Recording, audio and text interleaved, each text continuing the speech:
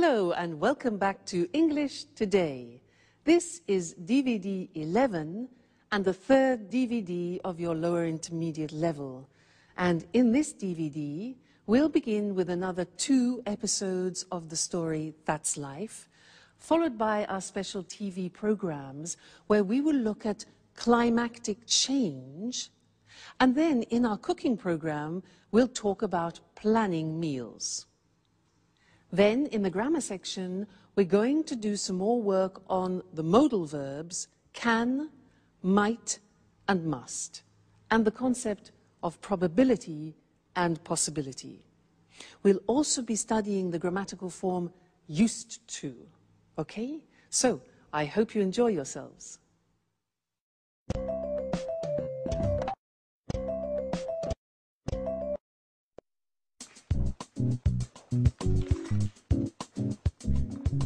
Good morning. Alice, is Anne at home? I just met the postman and this package is for her. No, she's not in now. My, what a large package. Please be careful.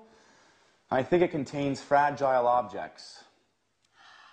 Hey, Peter, do you know if it contains a set of porcelain plates that she won with the Sweet Biscuits bonus points? Well, I think so.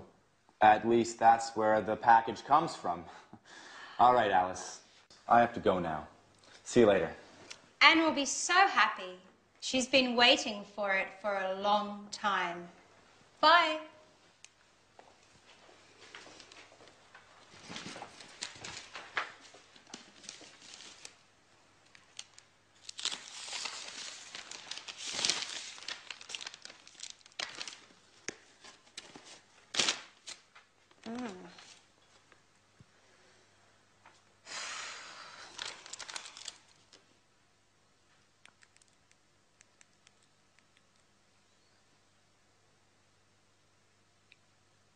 Hello, Anne.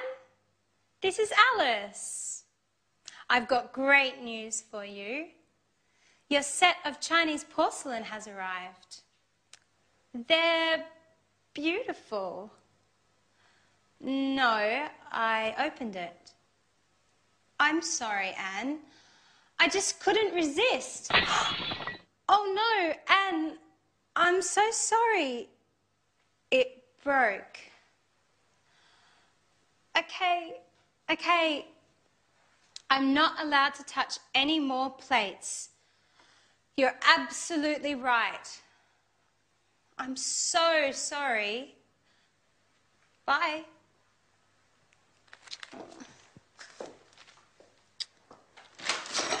Jack, be careful.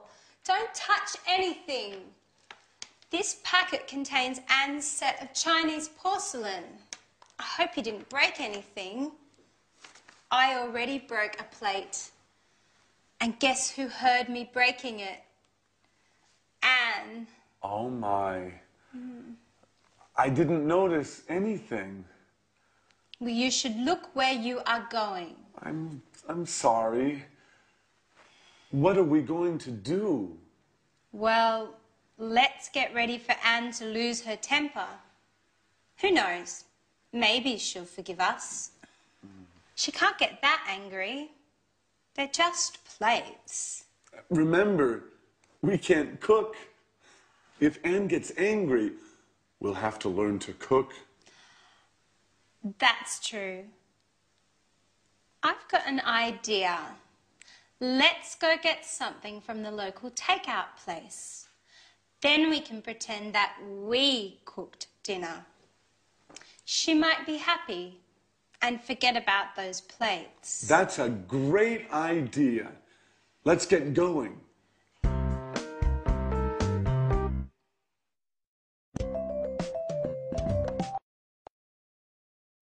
Hello, and welcome back again to your live English language program. And I want to talk to you more about can. Now, how do you express can in the future or in the past? Can in the future. Do we say I will can? What do we say in the past? Now, this is interesting because it's very strange.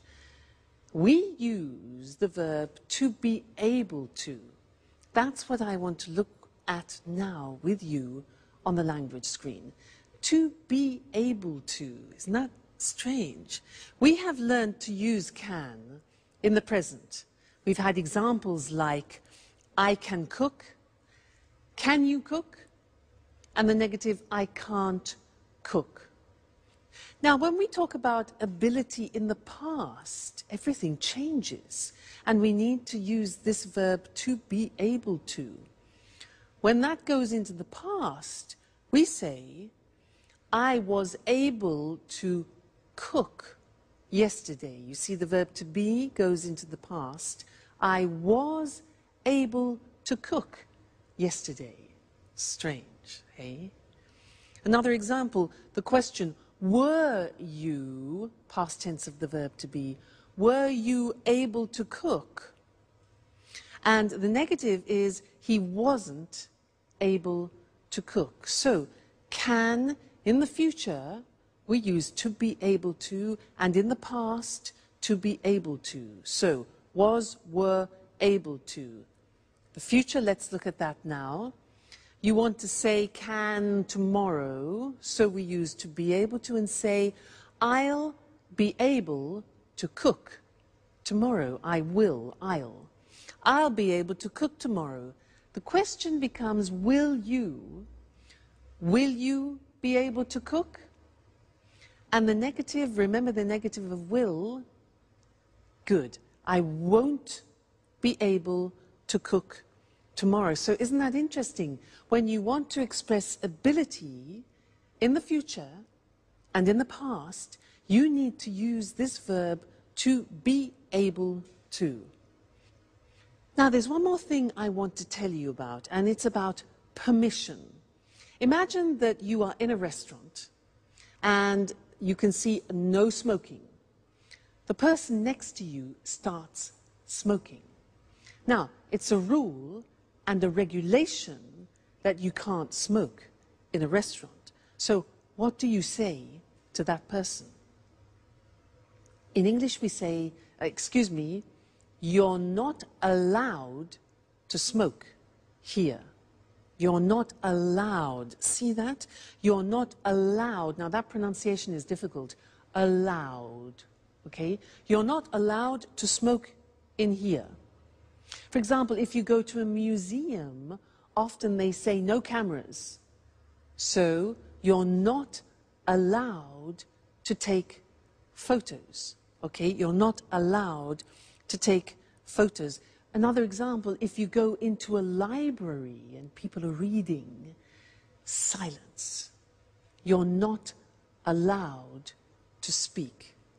Okay, so those are interesting things we've looked at, to be able to, and the use of you're not allowed to. Great.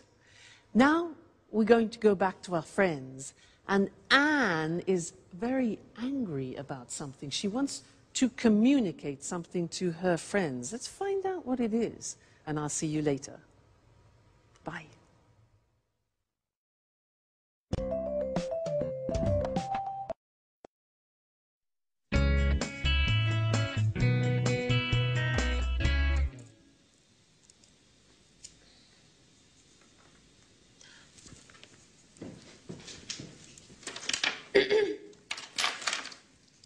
Hi, Anne. What's that you're holding? Hello, everyone. Listen. We need some rules in this house. Living together means obeying some rules. I've written this list of house rules that every person who spends time in this house must follow. No one is allowed to leave this living room until they read and memorize these rules. Bad day, huh? She's right, Jack. Anyway, Anne, dear, what about these house rules? First of all, don't call me Anne, dear. Now listen. Rule number 1. You must never, and I stress never, open my post. Rule number 2. From now on, clean the house at least once a week. Rule number 3. We have to take turns washing up. Rule number 4. Okay. We understand. You must be angry. Well, yes, Jack. I'm very, very angry. I was really looking forward to getting that set of Chinese plates. I saved bonus points for a year eating the same stupid biscuits, which, for your information, I can't stand anymore. I just kept eating and buying them in order to get the set of Chinese porcelain. All for nothing. Oh, please forgive us, Anne. Just tell us where to go and we'll buy you a new set. Well, that's not possible. They were handcrafted in Shanghai. And they cost a fortune. Okay, we'll do our best to make it up. Somehow. Now sit down, Anne. You must be exhausted. Jack and I made dinner for you. You don't have to do anything.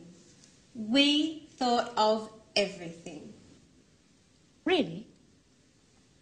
What? You made dinner for me? Yes, Anne. It was the least we could do. Well, okay. I'll forgive you this time. But I warn both of you that I want more discipline in this house. You can't do what you want all the time. We need some rules. Oh, don't roll your eyes while I'm speaking to you. Okay, Anne. You're right. Rules are important. But it's also important to laugh a little. Oh, ha, ha, ha.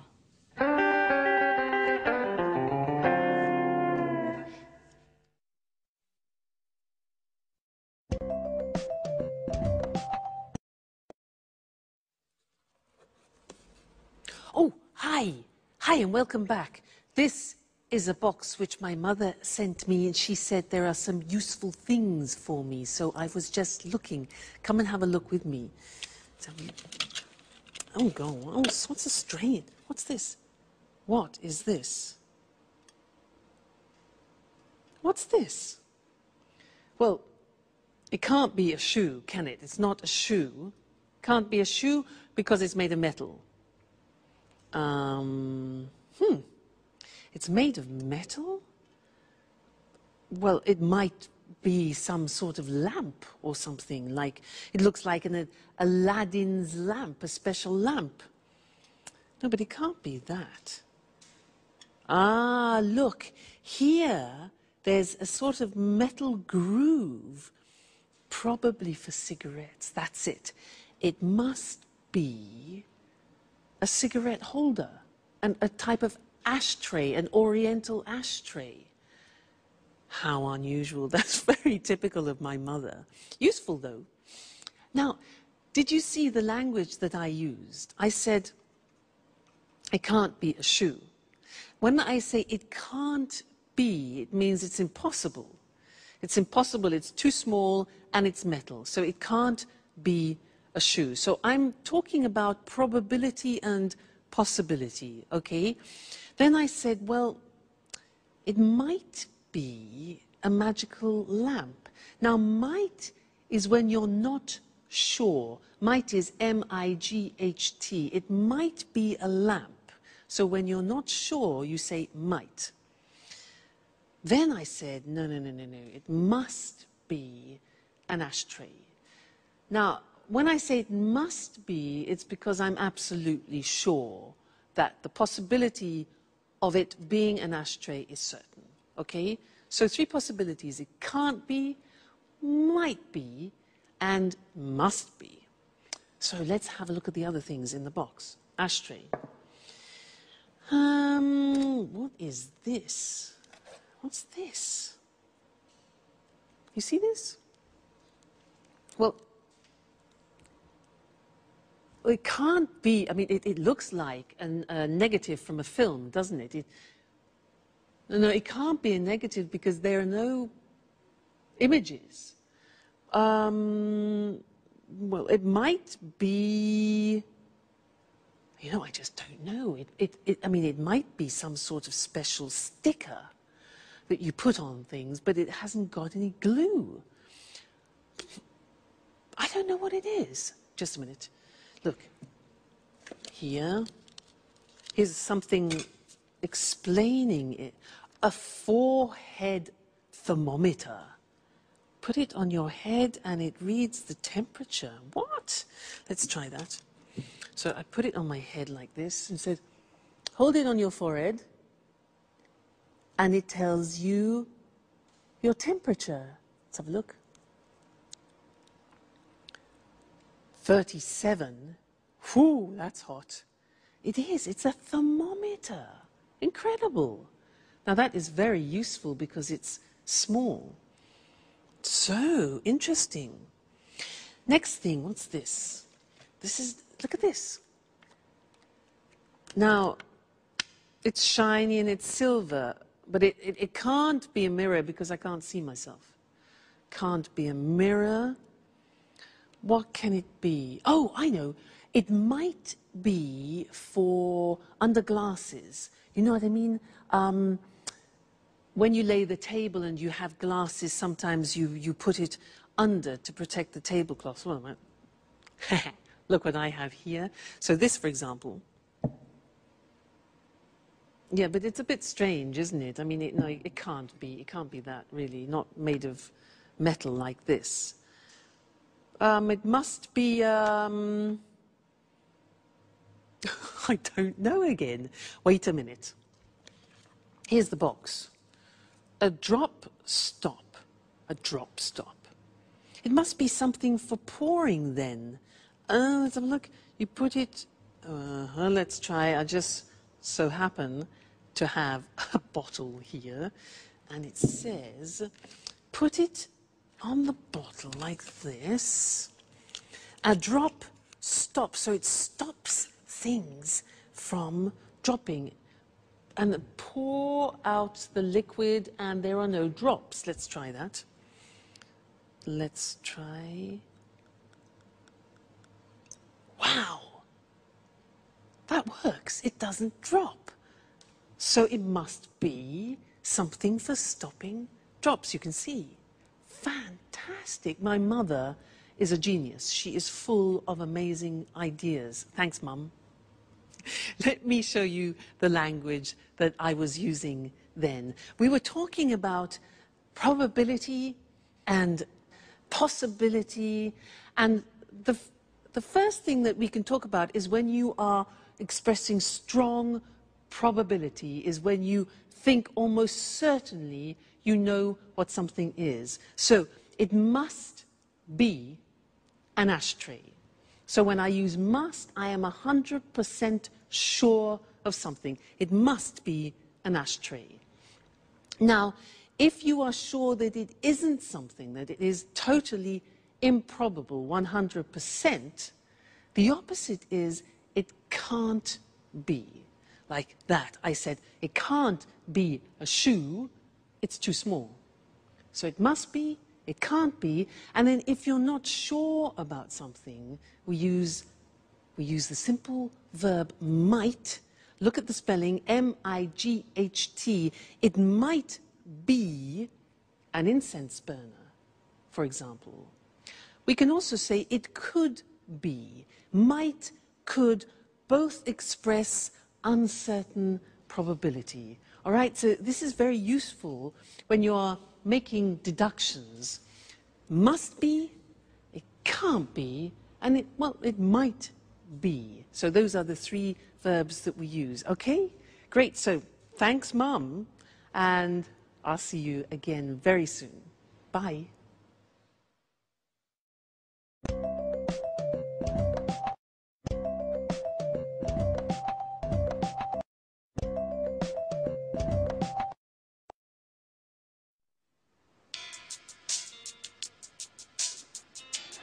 Hi, everybody. What's on TV? Jack, just a minute. It's almost finished. Excuse me.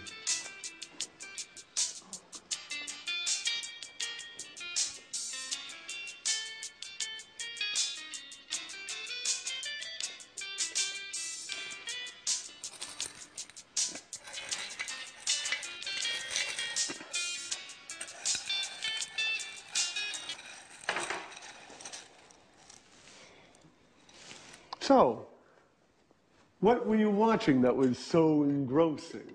It was an extremely interesting documentary about Picasso's life. There were lots of details about some of his stranger habits. Did you know that Picasso preferred painting women with 4 eyes? No, I had no idea. And that he had lots of different types of dogs. He used to give only dogs to his friends. Strange, isn't it? And that he liked eating Italian cake at Christmas. Well, I also go crazy for Italian cake at Christmas, and my name isn't Picasso. By the way, where is our resident artist, Alice?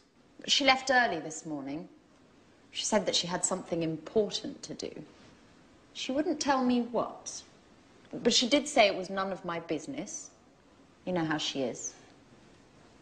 That's strange. She usually leaves late. Well, as a matter of fact, she was very serious this morning. She told me she had a headache, but I didn't believe her. Oh, look. But it's getting late. I'm starting to get worried. Don't play Mom, Anne. Alice is a big girl now. I know. But it's just that she didn't tell me she would be late. In fact, she asked me if I would be late today. Just a moment. A few days ago, Alice told me that she wanted to enter a painting contest. She said she thought it was her big chance. Maybe that's where she is today. Well, you're probably right. But it's almost midnight. I don't think contests last that long. Why not? We all know that artists are a little crazy. Picasso was a perfect example. That's true. You know something about being crazy, Jack, don't you?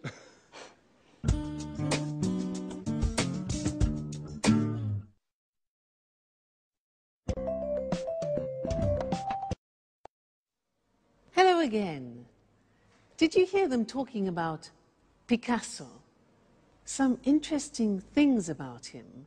They said he used to give only dogs to his friends. He used to give only dogs, and he used to eat Italian cake at Christmas. Now, this verb, used to, well, it's written U-S-E-D, but the pronunciation is used, and we'll see that on the screen later. And we use it to talk about habits that people have had in the past and now don't have anymore. And to illustrate this, I have some examples of habits that I have had in the past. For example, this. This is a cigarette. Well, I used to smoke. Now that means that I did smoke in the past, but I don't smoke anymore. I stopped the habit. I used to smoke, okay? Look at this tennis racket, haha. I used to play tennis. I was quite good, actually. I used to play tennis, but then I stopped. I didn't have enough time, too much work. You know how it is. This, now look at this. Look at this. This is fur. I used to wear this. In England, it's a fur. You know, F-U-R, this. I used to wear it in England, but then I stopped because now in England people spit at you if you wear fur. So That is a habit I have definitely stopped. Now these are vitamins. Now, I didn't used to take vitamins in the past. I didn't used to, but then my mother, my mother's fantastic. She explained how useful they can be, so now I do, but in the past I didn't used to. And this opera, yeah, another thing, opera. I didn't used to listen to opera, but now I just love it. So I listen to it a lot. Okay, so there were some examples for you of used to. Let's go and look at the different forms on the board now. So, when we speak about habits that we had in the past and we don't have now, we use used to. Look at the spelling. It's U-S-E-D and then T-O. But the pronunciation is not used, it's used. Unusual. Used. Okay? So the example is I used to smoke. And that's for all the subject forms. I used to, you used to, he used to, she used to, we used to, they used to. Okay? So I used to smoke. I used to play tennis. I used to wear fur. Okay? Pronunciation used. Now, in the negative, we use the auxiliary did. So I didn't use. Notice we take off the D because it's the infinitive. I didn't use to take vitamins, and I didn't use to listen to the opera. And the question form is easy. It's did you use to do a lot of sports? Did you used to stay in bed until midday? I remember that. So if you think about your lives and about habits that you had in the past and you don't have now, when you talk about those to people, that's what you use. I used to smoke, but I don't anymore. I used to play tennis, but now I'm too busy. All right, so very important for describing past habits, used to. Great. That's the lesson for now, and I'll see you again very soon. Bye.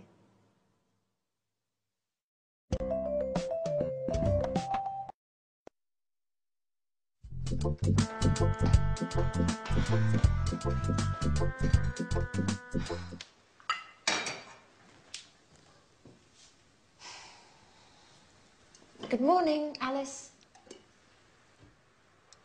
Where were you last night? We were getting worried. Good morning. It's a very... I thought it would be the... Why? What happened? Well, I took part in a young artist competition. Good morning, Alice. Where were you last night? We were getting worried. Good morning. I'd prefer not to talk about it. Why? What happened? Well, I took part in a young artist competition. I thought it would be the perfect occasion for me to show my talent. So? How did it go? You made a great impression, didn't you? Well, no. It went badly. They said that I wasn't cut out to be an artist. But the jury was made up of incompetents. Maybe no one appreciates my talent. Oh, come on, Alice, don't take it so badly. You know you are a genius, right? That's all that matters. Yes, just like Van Gogh, who, by the way, only became famous after he had died. Maybe that's my destiny. Maybe you're exaggerating, just a little bit. I mean, Van Gogh, but you don't really think you're in the same league, do you? And why not? No one appreciates my talent either. Anyway, I want your opinions. Wait just a moment while I get something.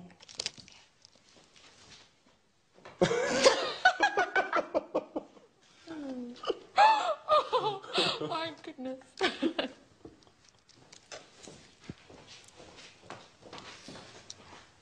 Here you go. This is the painting I took along yesterday. What do you think? Isn't it beautiful? It's... it's interesting. It's a very unique painting. Yes, unique is the right word. Alice, you know I don't really understand art, don't you? What does it represent? That's the same question they asked me yesterday. I can't believe that. It's so clear. It's a painting of a man and a woman walking hand in hand. Oh, I see. Mm-hmm. Well, the truth is, it's a bit difficult to see. I mean, at first glance, it looks like a whole lot of mixed up colors.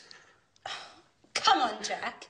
You just don't understand abstract art, do you?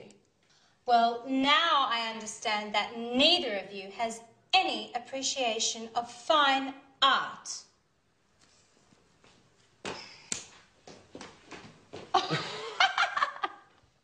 Oh, artists! Never tell an artist what you really think.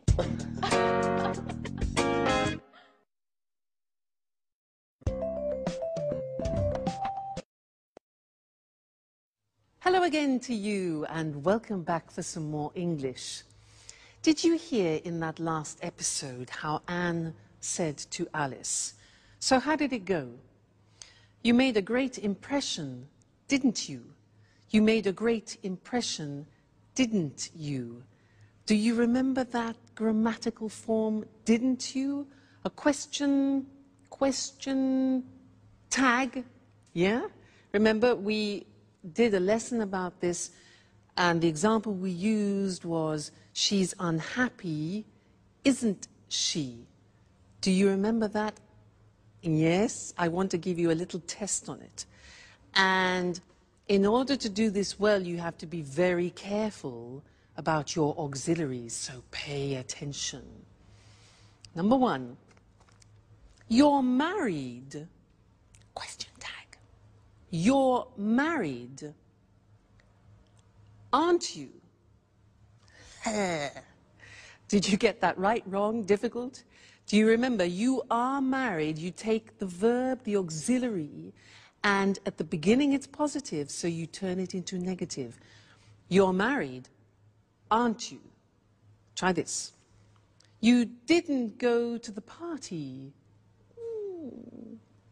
Didn't is negative, becomes positive. You didn't go to the party. Did you? Great. Next one. He lives in Paris. He lives in Paris. Lives, simple present. Auxiliary. Yeah. Doesn't he? He lives in Paris. Doesn't he? Okay. They aren't French. Aren't. They aren't French. Positive. Are they? Great. Next one. She went to the cinema. She went to the cinema. Auxiliary past tense. Positive, negative. Didn't she? Okay. She went to the cinema, didn't she? All right.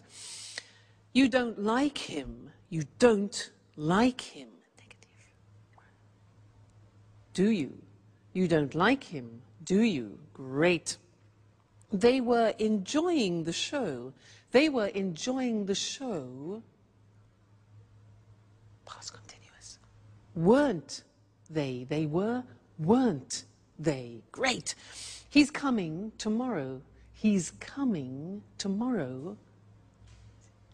isn't he? Great, you're getting better all the time. They'll be late. They'll be late. Won't they? They'll be late, won't they? And the last one, we can't buy it. We can't buy it. Can we? Okay, so it's negative and positive. We can't buy it. Can. Well done. You know, these are difficult. Only if you know your auxiliary verbs can you do these question tags. So congratulations. We're making progress. Great. So I'll see you in the next lesson very soon. Take care and enjoy studying. Bye.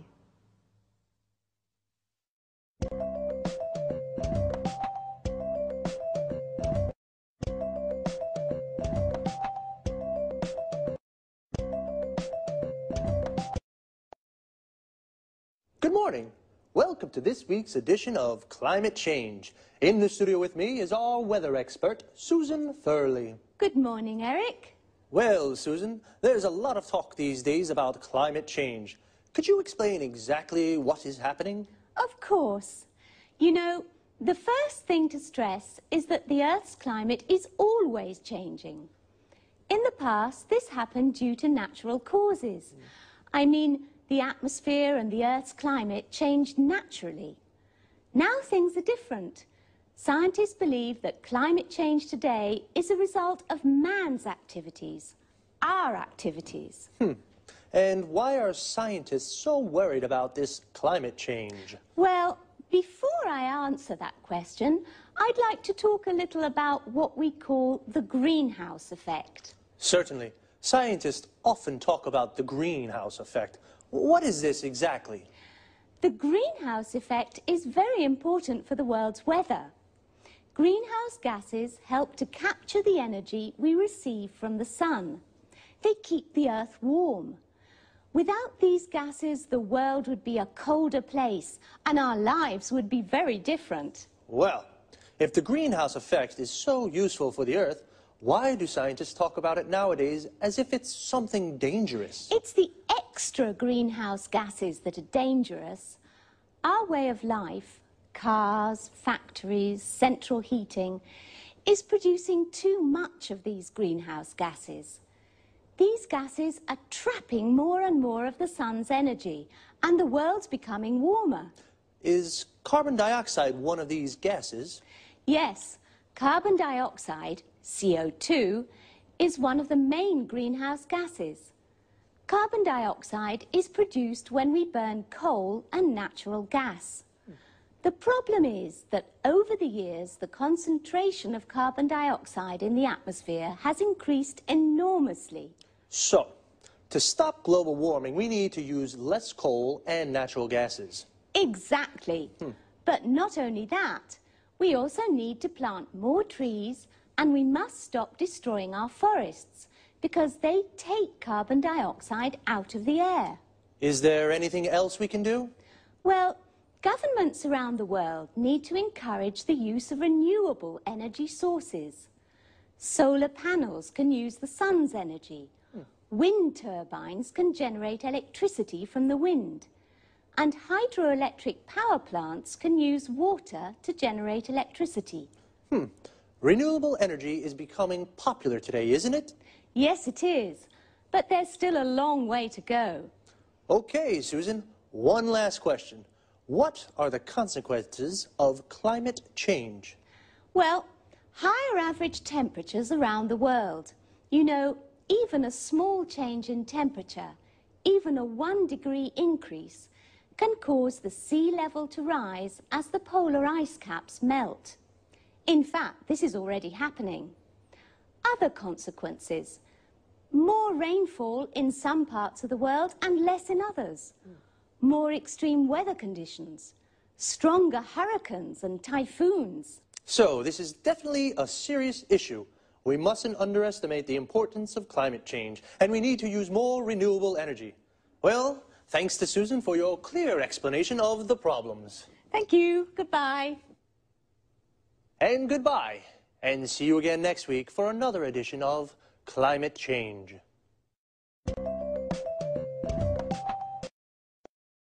Okay, now let's have a look at all the terms and expressions we use to talk about the weather and climate change.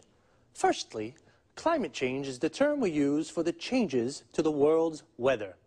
For example, higher temperatures and more rainfall. Rainfall is how much rain there is, the volume of rain that falls. And I finally understand what the greenhouse effect is.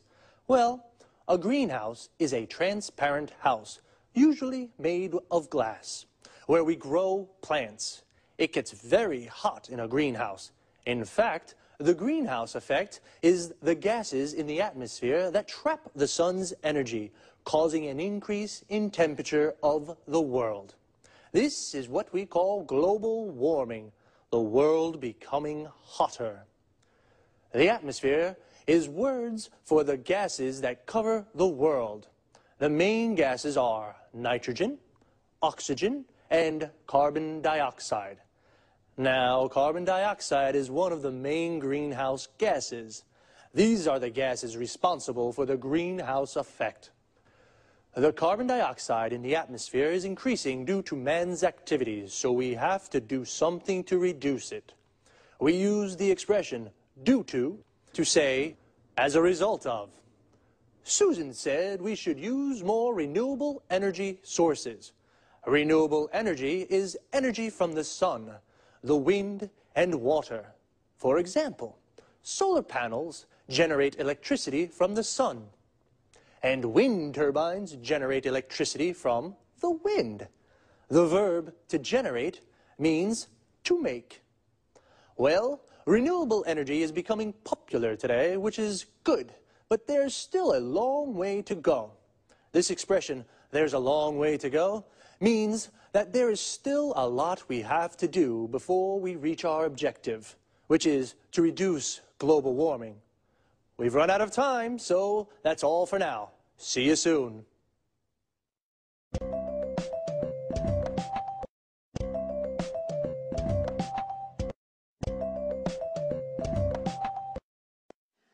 Welcome to Cooking Today.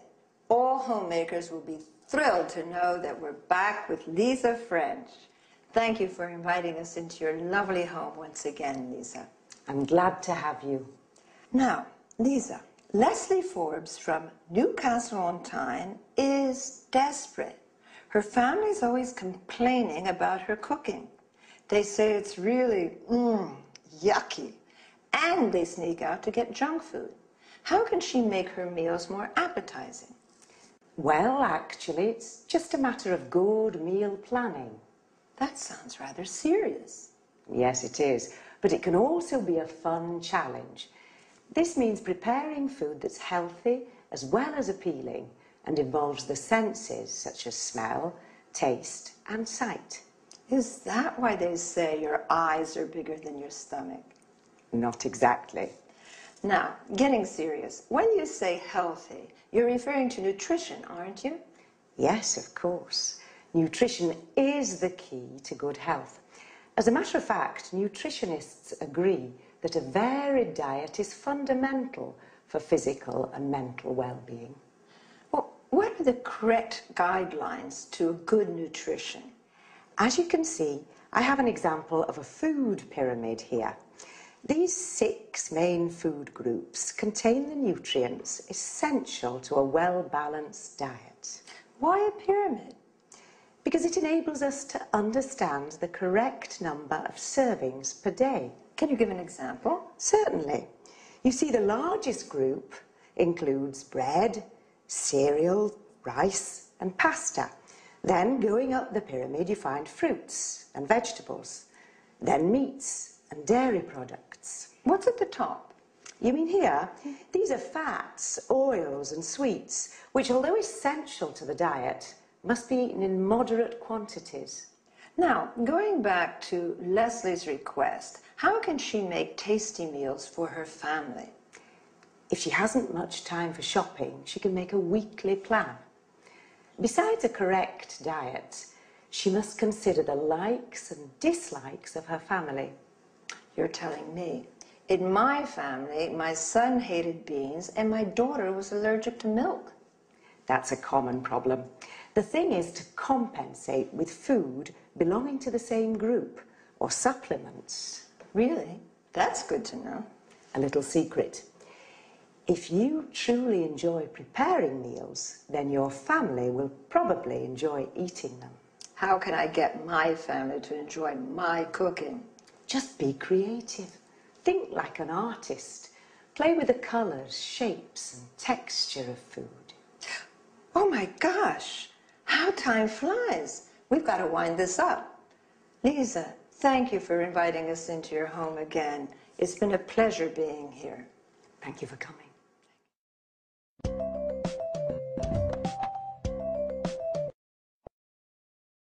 And now, let's pay attention to some expressions used in the dialogue.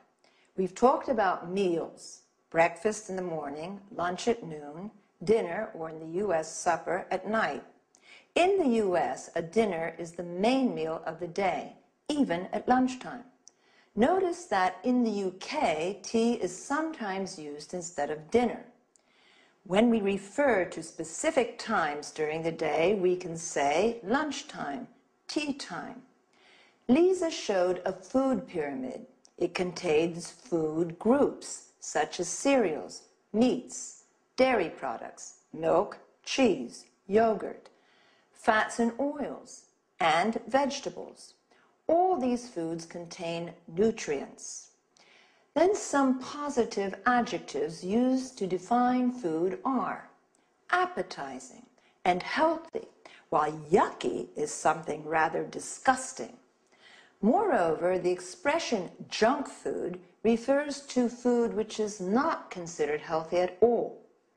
We say diet to indicate what we eat. It also means a series of rules to be followed to improve one's health.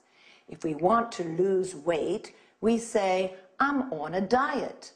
A diet is correct when it's varied or well-balanced. If you're allergic to a type of food, eating that food can make you ill or cause skin problems. Lisa talked about texture of food. For example, food can be defined soft, crispy, crusty, or shape. Food can be cut into slices, cubes, and rings. During the interview, I quoted a common way of expressing that somebody has put more food on their plates than they're actually able to eat. Your eyes are bigger than your stomach. All right, that's all this week. Bye-bye.